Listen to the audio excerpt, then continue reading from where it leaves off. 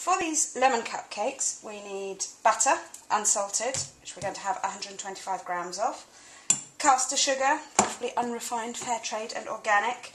We're going to need 125 grams of that as well. We have 2 medium eggs. We have 150 grams of plain flour, which is sifted with 2 teaspoons of baking powder.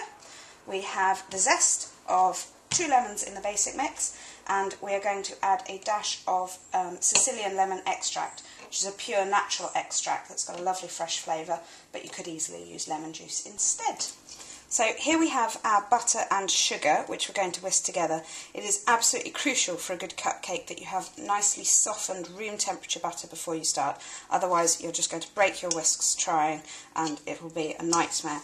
You do need an electric whisk for proper cupcakes. You could do it by hand, but you're going to give up before you've got the right texture because it's going to be so exhausting. So either a handheld whisk like this, and they're only about £5 from an electrical store, or you can use a Kenwood Chef or a KitchenAid if you happen to have a big enough kitchen to own such a large piece of equipment.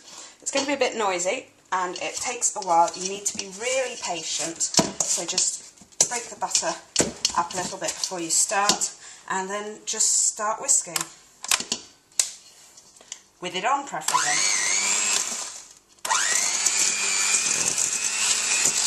Okay, so when you've got your butter really nice and fluffy with the sugar, it should be really nice and pale and almost mousse-like in texture, really soft and floppy, like that.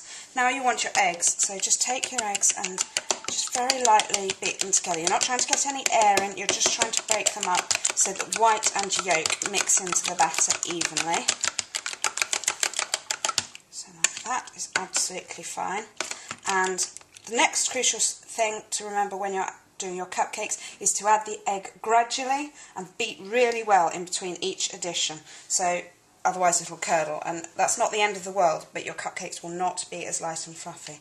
So literally we're starting with a generous tablespoon at a time and whisk in.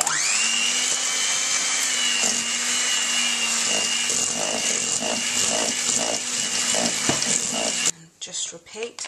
See, if you've got a freestanding mixer or if you've got a handy friend, you can keep whisking and get them to very, very slowly trickle the egg into the mixture, just as you would if you were making a mayonnaise from scratch. Before we go any further, just have a scrape down. As you can see, this is a nice large cake spatula you get from any sort of good cook shop or baking shop, and they are so much better for scraping bowls down than those little plastic ones that you use in everyday cooking. It's got a much better surface area, so you can get much more off the bowl.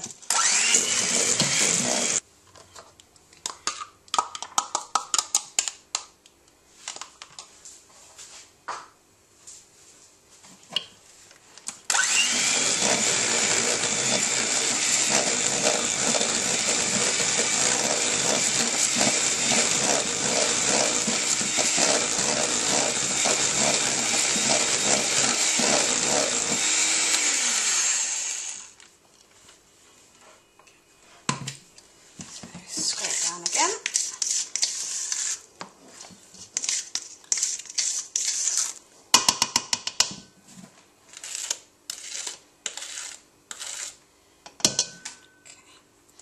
So now we add the flour, and this is the plain flour which has been sifted together with the baking powder, and the only reason we do that, the sifting doesn't get extra air in, it doesn't get rid of nasty little particles which don't exist in the flour anymore. That is simply to evenly distribute the baking powder throughout the flour so it's evenly mixed in. When you whisk it, makes it all a bit easier. So just in that goes, and it's very important to remember that when you first turn the whisks on, to start them on a low speed, otherwise you will have a white kitchen. So just very gently.